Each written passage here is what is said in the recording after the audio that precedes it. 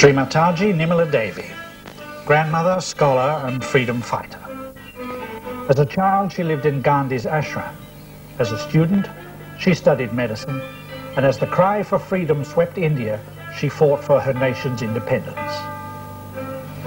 The year 1970 brought about her most important role, the discovery and development of Sahaja Yoga, a movement which is now spreading worldwide.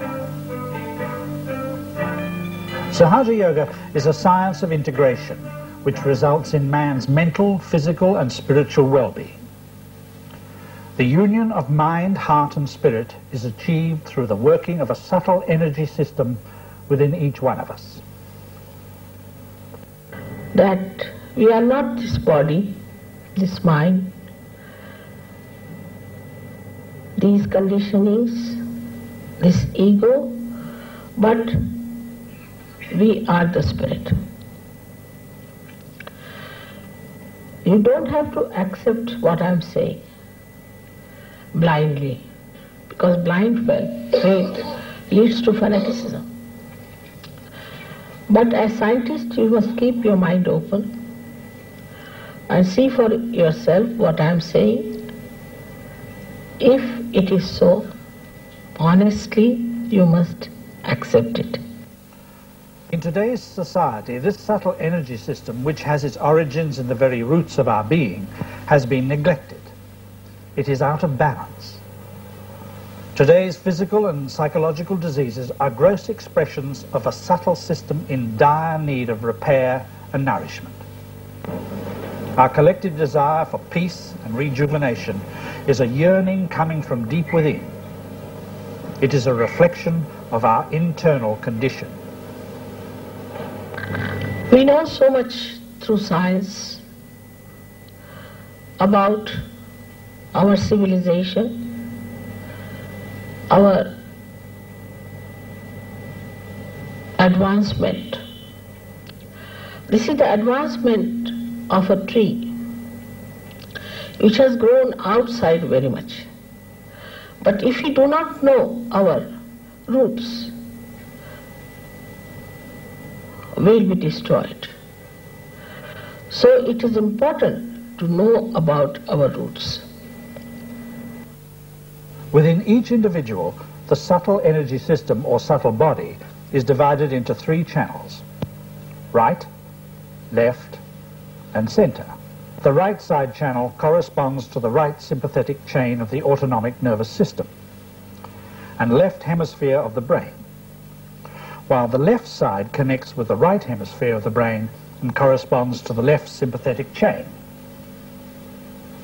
If a person suffers a stroke in the right lobe of the brain, it is commonly known that the left side of the body becomes affected. In line with the opinion of psychologists, Sahaja Yoga identifies the right hemisphere of the brain as being responsible for the functions of lateral, artistic and expressive thinking. Those functions traditionally believed to be more predominant in females. The left hemisphere corresponds to functions of linear, computational and mathematical logic, traditionally considered to be the predominant brain activity of males. Dr. Carl Gustav Jung, well-known analytical psychologist, identified the left and right sides as the anima and the animi, with the collective unconscious lying in the central channel. Through his studies, he observed that for every woman there is a masculine aspect within her psyche, the archetype of the animus, and for every man a feminine counterpart, the anima. Jung was always aware of the imbalance in Western culture in favor of the masculine, seen in the preference for logic, analysis and external achievement. These are all triumphs for the masculine side or right side of the psyche within all human beings. The right side channel also provides us with the energy needed to plan, act, analyze and project. On the physical level, it corresponds to our liver and pancreas. This power of action moves on the right side of the spinal cord and coming to the optic chiasma, it crosses over, passes to the left side and creates an institution called ego. The institution of ego is a myth. What we do is to get something dead, like some trees dead, so make some platform or some furniture. We take some stones and make a hall, and we think we have done a great job. Actually what we have done is to reconstruct the dead. But while doing it, we get the feeling that we have done it something.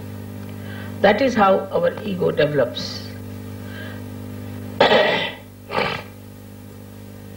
This channel on the right hand side caters to your future. So those people who plan too much, think too much, exhaust the energy of this center, because this center has the first responsibility to convert the fat cells in the stomach for the use of the brain, which is overused, to make them into grey cells. So when you start thinking too much, it has to work more for this very important function.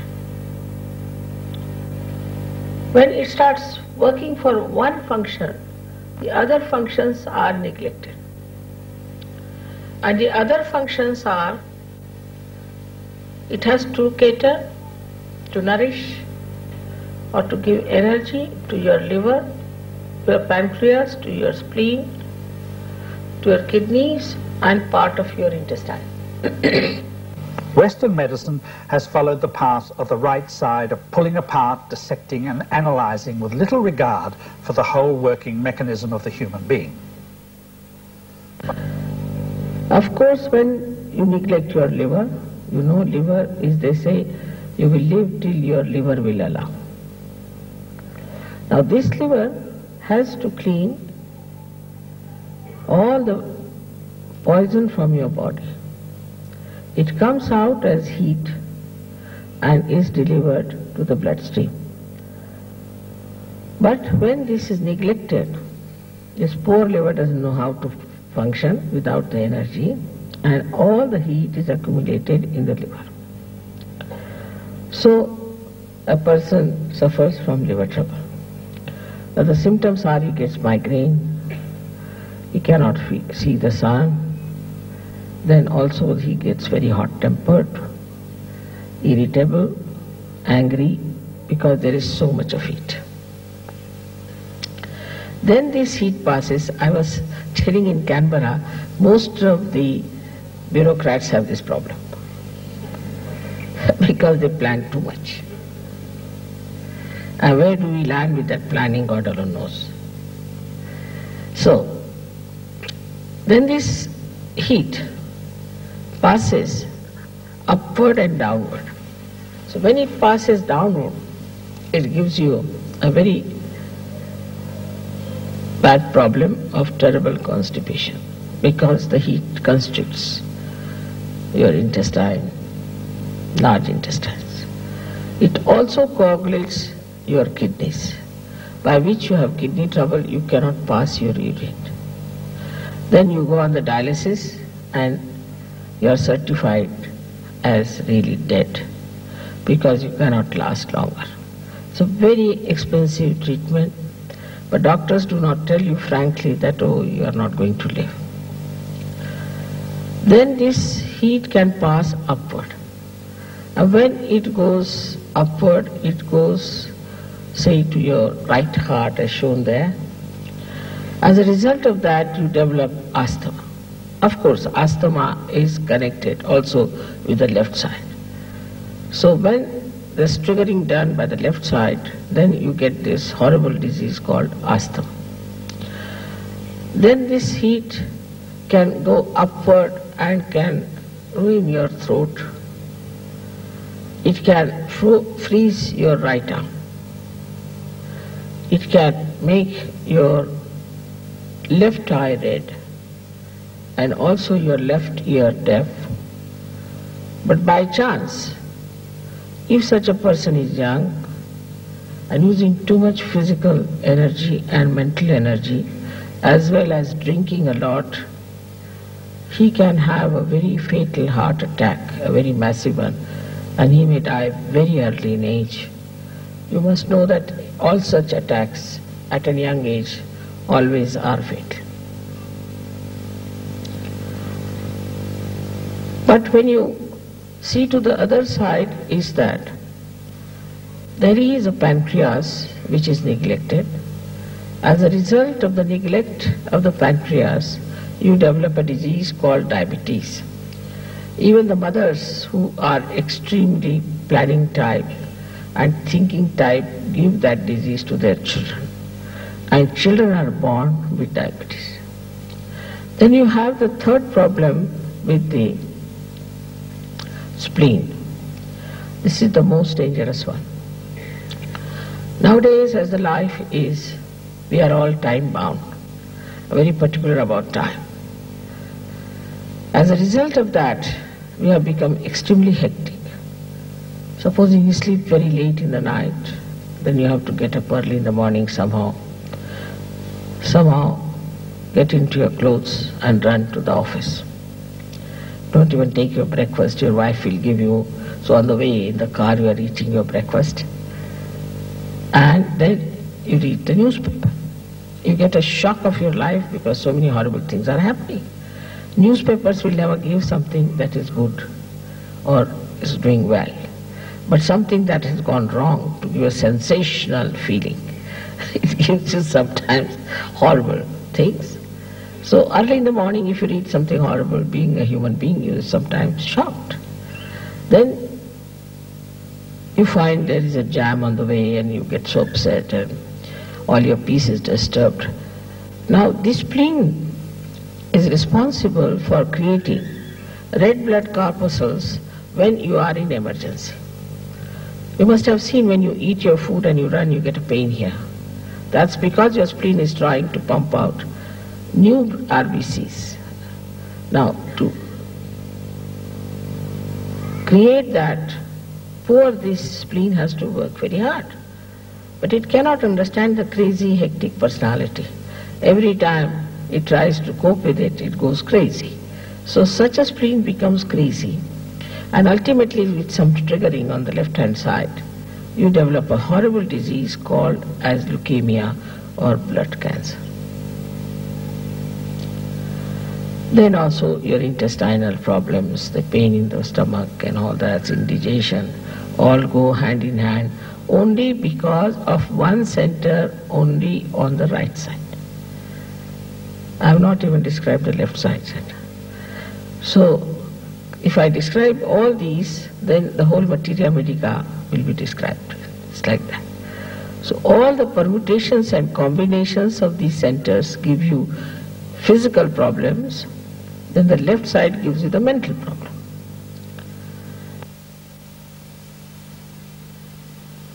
Jung called the left side the collective subconscious. This side of our psyche is very complex, and the effects it can have on our physical well-being are devastating. Because as it has been hypothesized in Sahaja Yoga that there are 7 main plexuses, and their functioning is dependent upon the individual's psychosocial behavior. This is an advancement in the understanding of psychosomatic medicine and human physiology. For the first time, it is possible to find the links between the behavior and the disease. Because up till now it was only thought that stress can cause a variety of diseases, from diabetes, hypertension, asthma, rheumatoid arthritis, etc., cancer even. But it was not known why a particular individual will get a particular disease. If you read, you see the medical literature, you find people say that it is the psychological stress which is responsible for increasing incidence of hypertension in most of the Western countries, developing countries as well as the developed countries. And we found by our first thesis, you see, which work was done, that this could be a very important, if a person practices Sahaja Yoga, the stress factor can be managed very nicely.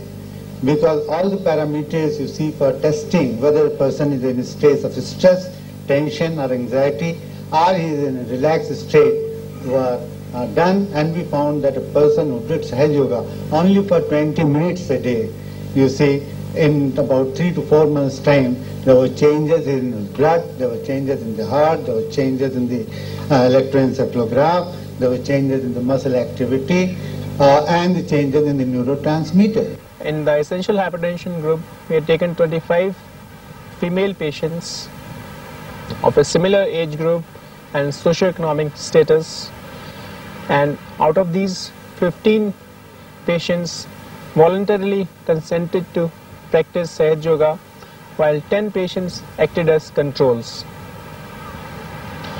And these patients, initially both the groups were on drugs also. The initial blood pressure in the Sahaja Yoga group was 169 by 109 millimeter of mercury, and in the control group it was 166 by 111 millimeter of mercury.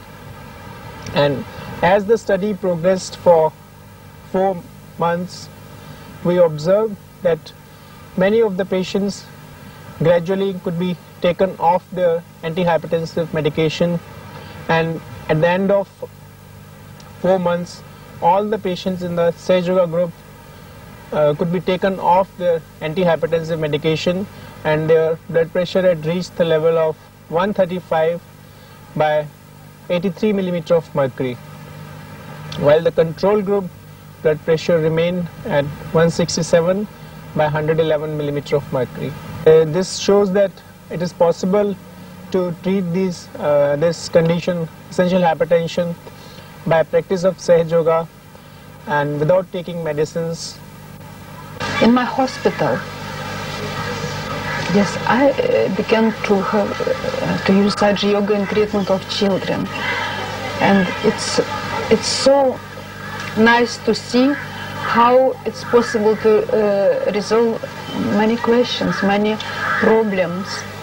For instance, child 7 years, and he had a big liver, 1 centimeters, and a lot of problem with joints, and doctors could not make correctly diagnose. But when I feel which chakras was very effective, it was mostly Swadhisthana, Nabi and other. After first my cleaning, liver decreased for 4 centimeters, and then every day more 1 centimeter. And now after 10 days he was absolutely well. He had a lot of neurologic problem like tic, like neurotic reaction, and when he came back, father couldn't recognize him. He was very quietly, without problem. But of course we can't introduce Sahaja Yoga only in children. A mother has to be very, very with the children and the same. And it's useful in other diseases. For instance, I worked in the department of intensive care and resuscitation. Sometimes I raise Kundalini children and severe attack of bronchial asthma disappeared. And many other cases. Now I began with one group of Sahaja Yoga in hospital, with doctors, nurses and other people. During about 2 months we began to start in properly hospital, and it gives effect. I'm so happy that I stay in Sahaja Yoga, and every day thanks Shri Mataji, Jai Shri Mataji. Western medicine has enhanced the quality of our life enormously and enabled us to experience hitherto unknown heights in medical efficiency. But in doing so, it has lost sight of the whole. By contrast, medical doctrines such as traditional Chinese medicine approach the human being as a whole personality. The emotional stability, mental attitude, spiritual requirement, and also a sense of morality are considered in the traditional Chinese process of medical treatment. As a result, traditional Chinese medicine has a subtlety which Western medicine lacks. With this realization, we have tried to translate Chinese medicine into Western culture and into Western contexts. But in doing so, the foundations have largely been lost. The focus in Western medicine remains set upon the ailment and not upon the whole person or his subtle relationship with the universe. Like Jung's anima and animus, the yin and yang represent the masculine and feminine, or right and left side of our psyche. The yang being the masculine, active right side, and the yin, the feminine, passive side. Viewed in the light of Sahaja Yoga, we can see how this parallels the subtle system. In Sahaja Yoga, Tao refers to the balancing of the right and left sides. When this balance is maintained, the healing energy is able to travel up the central channel to integrate and nourish all the energy centers and ultimately keep us in harmony with the balance of nature. Yes, we have two sides in our system of autonomous nervous system, left and right, which we call as left and right sympathetic nervous system. The left side caters for our emotions, for our past, our desires. The right side caters for our action, physical and mental. If you indulge into one too much and go too far with it, you develop an imbalance within yourself. In the center lies the third power, which we call as parasympathetic nervous system. This is the channel which is the central path of ascent. When the Kundalini rises through it, it brings you in the balance because it rises in the center of the system. So this is the minimum that happens, that you develop your balance. In essence, it is the awakening of this feminine energy, coiled and sleeping in our sacrum bone, which nourishes and revives the subtle system. She is like the Mother Earth, or our own mother, soothing, nourishing, and sustaining. Her powers are both gentle and strong. She is the Kundalini, the very root of our existence. Within her lies the potential for us to become complete in the knowledge of ourselves. All right? What I try to show them, that this is the left side, this is the right side. This is the left sympathetic nervous system, say, and this is the right sympathetic nervous system. And really spinal cord looks like this. And inside here is the spinal cord, which has the centers in it, the subtle centers. Now, when you start using the energy of these centers, say too much on the right, and it starts moving more towards the right, and there's a constriction, and the power becomes less because you are exhausting, going more towards the right side. Suddenly something happens, and from the left, if there's a jerk, then the connection is completely broken. This is on its own, it starts working on its own. That's why we can say that this has become malignant. I have no relationship with the whole to have the proportionate growth. So if the nose starts developing, it can cover your eyes, can cover your mouth, everything. This is how a cancer is set in. Or any other disease. So many psychosomatic diseases are nothing but somatic is from the right side, and when the psyche gives in, then it becomes a psychosomatic disease. There are so many diseases which are more psychosomatic than physical, and these we call them as incurable, can be easily cured by Kundalini awakening, because when Kundalini passes through this, she just integrates them. For example, she's going like this, then she goes into this, integrates them. Just like she strings them, like pearls. And so they are brought down. And also she nourishes that center. That's how people get cured. Automatically, by themselves, by their own power. Again, if we look at traditional Indian medicine, the purpose of Vedic medicine was to integrate the mental, physical and spiritual well-being of the patient. The identification of 3 points of reference, bile, phlegm and wind, correspond in Sahaja Yoga to the manifestations of the right, left and central channels respectively. As you know that health is not only the absence of disease, but it is a state of complete physical, mental, emotional, social and spiritual well-being. Now, the spiritual aspect of health has been missed in modern medicine. It is not known, taught or practiced in modern medicine. This word Kundalini does not find mentioned in the modern medical textbooks, but it was mentioned in many ancient Indian medical textbooks of Ayurveda and many other religious religious scriptures. There is this subtle power which is all pervading of God's love, which manifests all the things like living work, all nourishment, all balancing. It's so balanced. If the Pacific was slightly deeper than this, there would have been problems. If Himalaya was, say, 1.5 times than what it is, there would have been problems.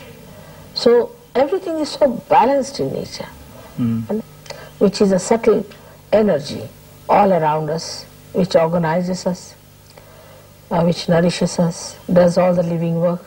Above all, it loves us.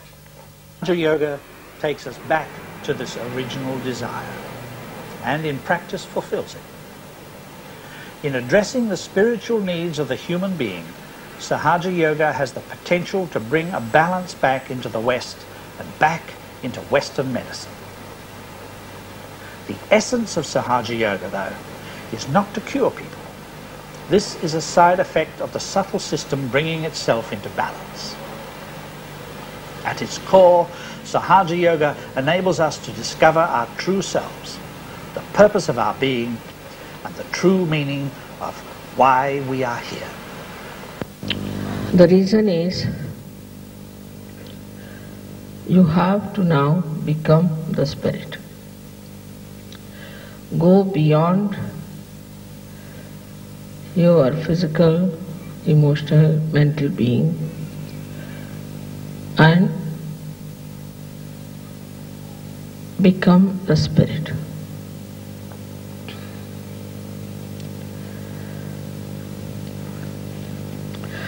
Because spirit is the reflection of God Almighty, and spirit is the universal being within you. When you become the spirit, you become a universal being.